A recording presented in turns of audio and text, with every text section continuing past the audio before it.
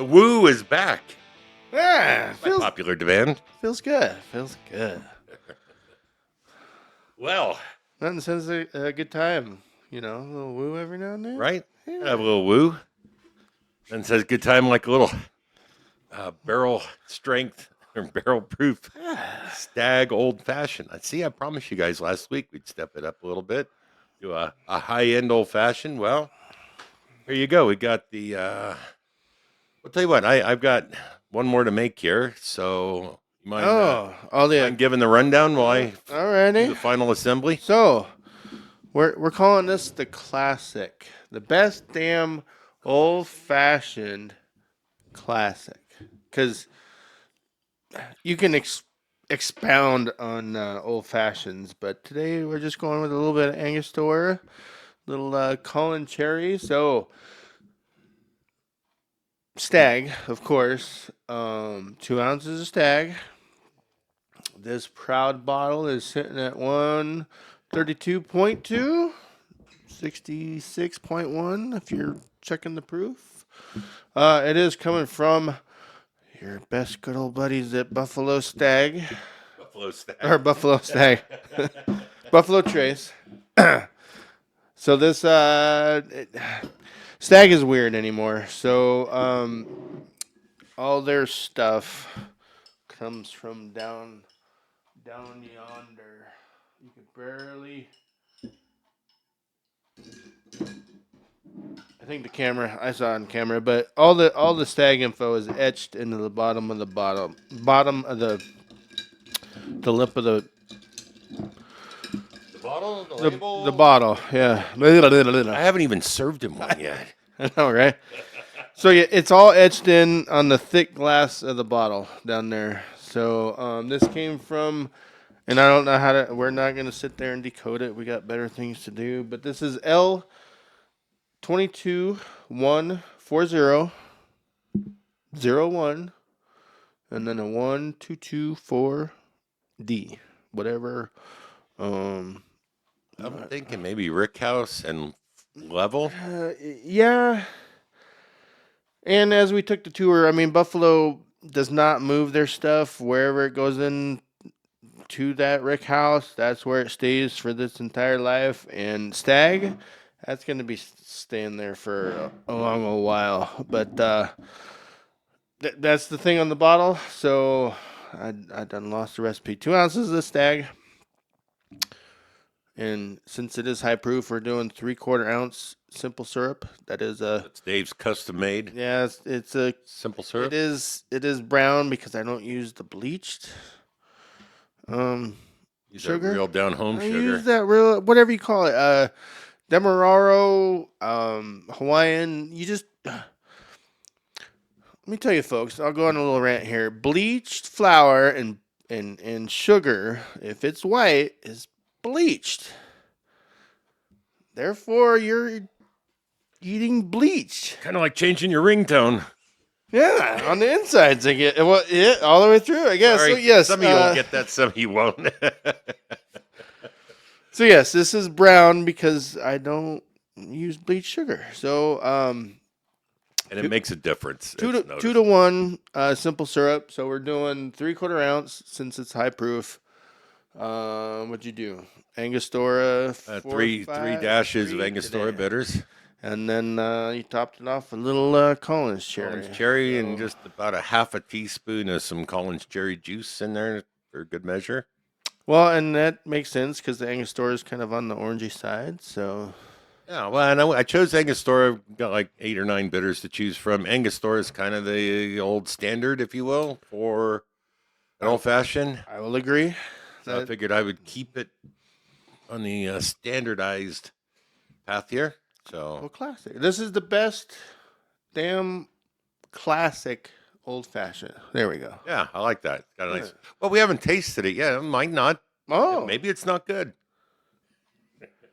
Well, cheers, sir. Thank you. Yeah, we'll find out now.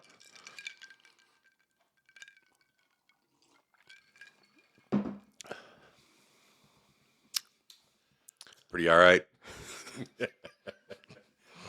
That's pretty all right. You know, we don't. I know we do this on camera. We don't. We don't usually seek out the Taylors and the Staggs to drink an old fashioned. Right. It's well worth it. It's well worth it. Yeah. There are probably some of you out there going, "What the hell, guys? Why would you mix that?" But the better the baseline ingredients are, the better the drink's going to be. Now, I'm not going to do this every day just because, I mean, to me, it's a deal for what Stag normally goes for. I know where I can find this for 150 a bottle. That's not cheap, though. Still. But it used to be 250 and they brought it down $100. So kudos to that place for that.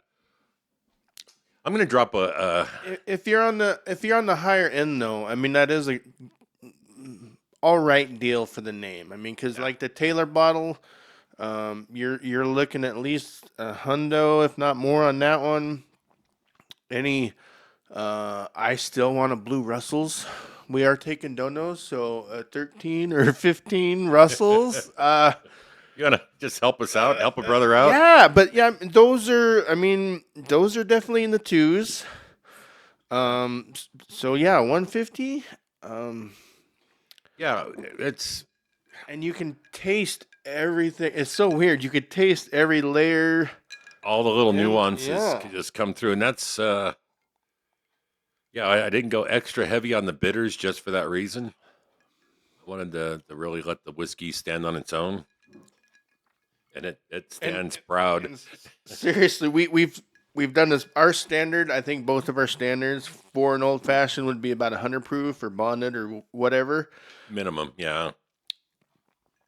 That extra 32 in there today, you really can't. I mean, now 3 or 4 down, you'd probably notice it, but it's not. It's good. 3 or 4 down, and you'd probably be feeling pretty. You'd probably be down too. 2 ounces per pour. It's not overpowering, though. I mean, it's No. not like, Oh, God, no. that's 130. It's You would never know that kind of proof was in there. But what I like about the higher proof, and I think we've mentioned it before, but the higher proof carries all of those flavors through. So you can have your simple syrup and your bitters and whatever, and that proof is still carrying those oils that give the whiskey its flavor. It's still bringing that through, and that's where a high proof really shines, in my opinion. It's in a mixed drink. that's darn tootin'. It's I have nothing bad to say. Thank you, sir. Right? And this is kind of back to back. We don't normally go all glamorous 2 weeks in a row, but I'm telling you, it's We're drinking. What is that stuff? I got PBR White Lightning over there. I think we'll be drinking that next week just to offset the cost. Or maybe that old Taylor. I'm joking. I can find out something to do with that. But no, if you seriously have not done this, you gotta do this one time. Yeah, if you've got a good bottle, you've always hesitated or thought it was not a wise move to use it in a mixed drink, especially an old fashioned. To me, an old fashioned is just designed to make the whiskey shine. And that's the easiest 132 proof I've ever had. Although straight, that's a good 132. That's easy to drink at that proof.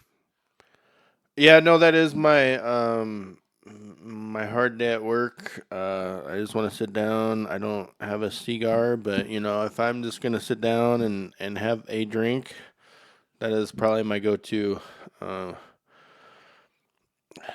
It just expounds everything that you thought you knew about an old fashioned, and I do have some cigars in the house. you may have one, sir. I'm just saying that I've got more than one. I know you're not a tobacconist. yeah. No, Stagg is my hard day work. Go to let me chill out for 10 minutes and resets the world. I guess I don't know. Yeah, But- kinda like a walk in the. I don't know what I'm saying. I'm saying this is good. Right. So yeah, if you have used a high end whiskey before to make a cocktail, I'd like to hear from you. What did you use? What cocktail did you make? Was it an old fashioned? Was it a whiskey sour or something different? And was it worth it to you, or was it like, wow, okay, that was all right, but I'd rather just drink it straight. But if you haven't tried it, yeah, Dave's right. You gotta give it a go one time. It almost so you had a hard time with paper planes. You think your gut doesn't like that Aperol? I'm not sure if it's the Aperol or the. I'm just saying we might have to experiment on Oh, okay, an upper plane, if you will. an upper plane. Because I love a paper plane flavor wise to drink, Oh yeah, no, I'm just saying that we've. but more than one, and I'm not talking like a half dozen. I'm talking two, maybe three.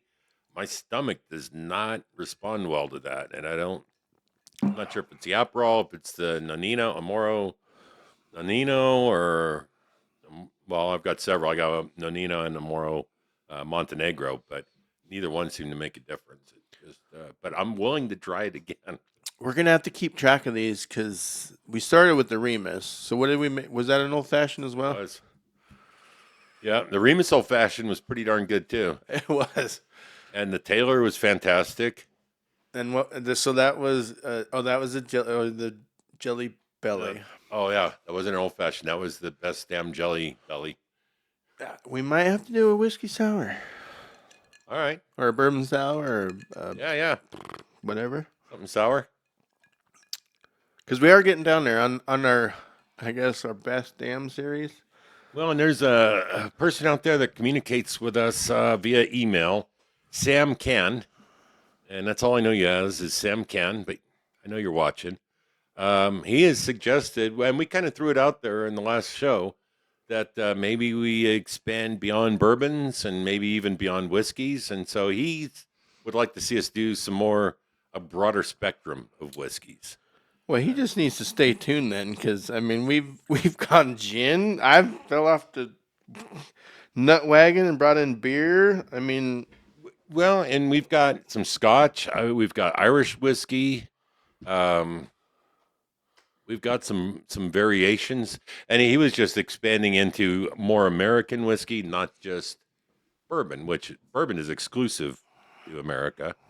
I don't know if everybody was aware of that or not, but bourbon is an exclusive American distillate. Whiskey, on the other hand, is not. So, not a big fan of Canadian stuff, but I would try some other just American whiskeys, maybe some Jack Daniels products, some Tennessee whiskey. Definitely would like to try some Scotch, some Irish whiskeys. well, yeah, and just to since he did bring that up, you don't have one out here. And thank you, Sam, by the way. Sam Can. Well, and yeah, thank you to him as well because he's also the winner. He was the winner of the glass. Yeah. Klamtucky Yeah, Bourbon yeah. Boys glass. So- Yeah. Hope you're enjoying a cocktail as you're watching that. Or watching this. But yeah, if you want a story, so it was an early whiskey tasting. I brought Jack Daniels single barrel strength. So it was the funky looking Jack Daniels. If you've seen them, it's usually it's the ornate, I don't know, squared ish Short, bottle. squatty bottle. Yeah. But I couldn't find a normal a fifth, so this was the 375 version. It was fantastic. And see, the trouble, I guess, with a single barrel is it's single barrel. So unless you are lucky enough to, we did it with the Stagg, but unless you're lucky enough to decode the thing and find the same bottle again, it's gone. And that thing was Banana Foster all day Right. long. That was delicious. banana, because I bought a bottle, but not the same Well, yeah, barrel. you And it was not the same. yeah. 2 months later, you Yeah. find one, a fifth, and it was good.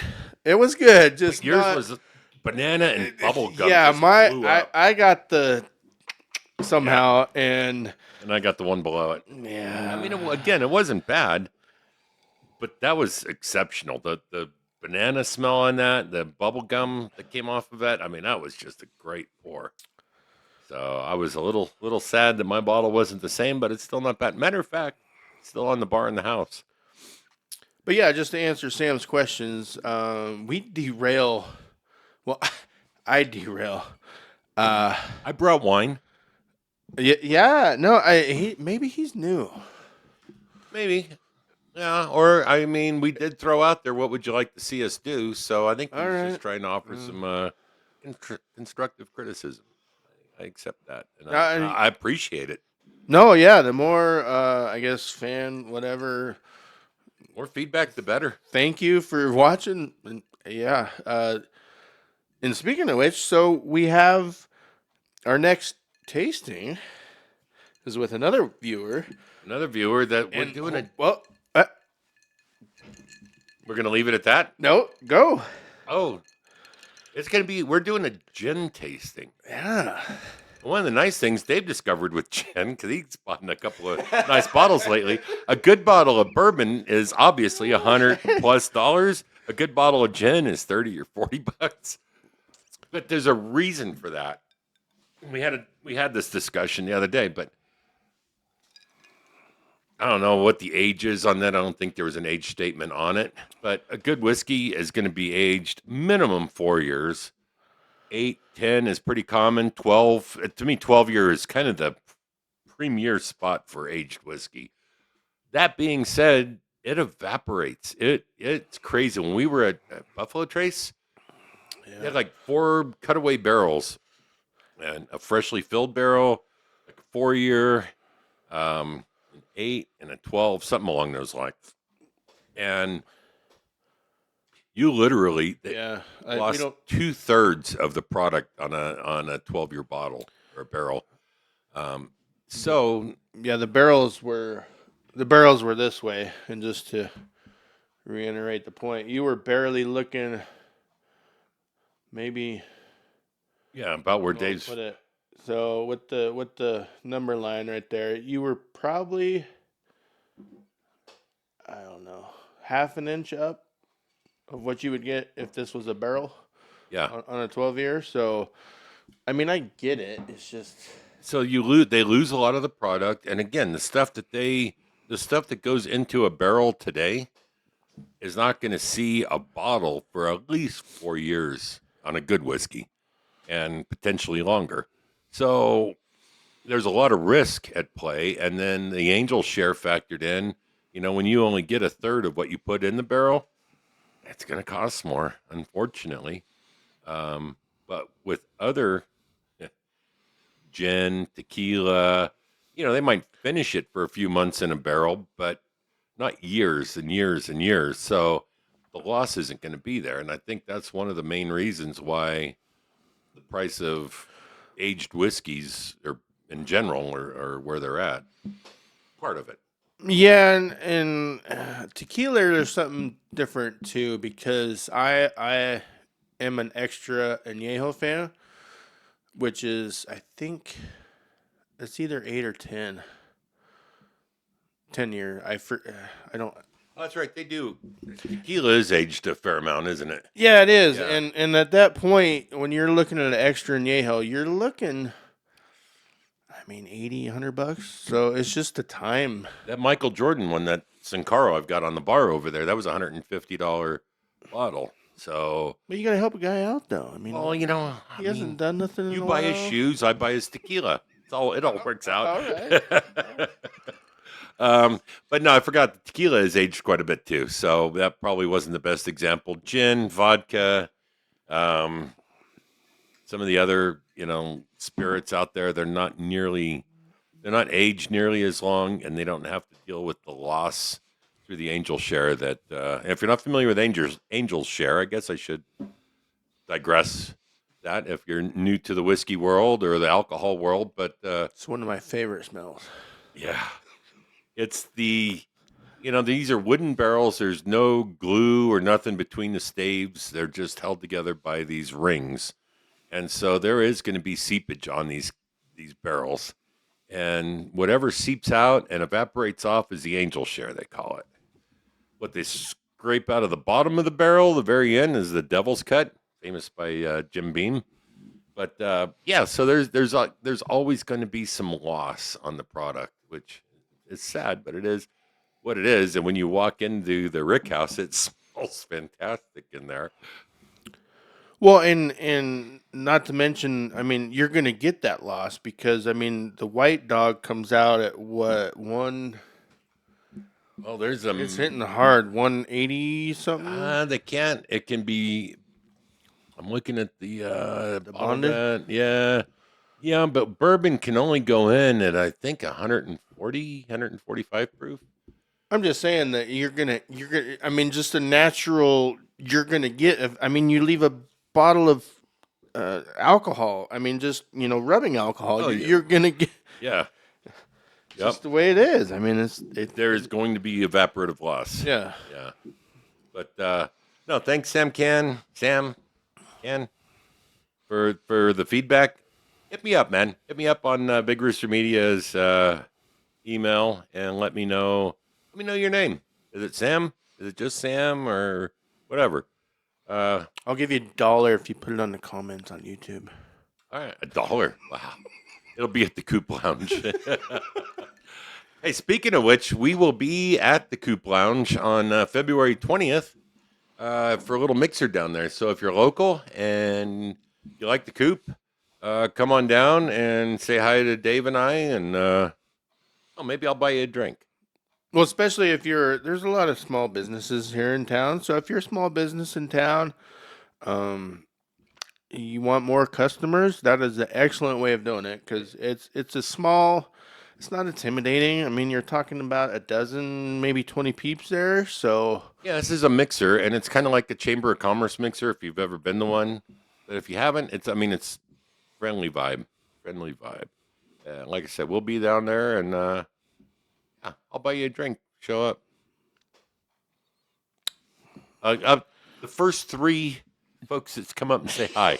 I got to draw a line somewhere, man. I mean, you better go get the accountant here on this one, or right? Is throw the card to the bartender and serve him up. No, I'm not doing that. First 3, come on down to the Coop Lounge, February 20th. I'm gonna talk to Kyle that night. He's gonna leave your card open for everybody.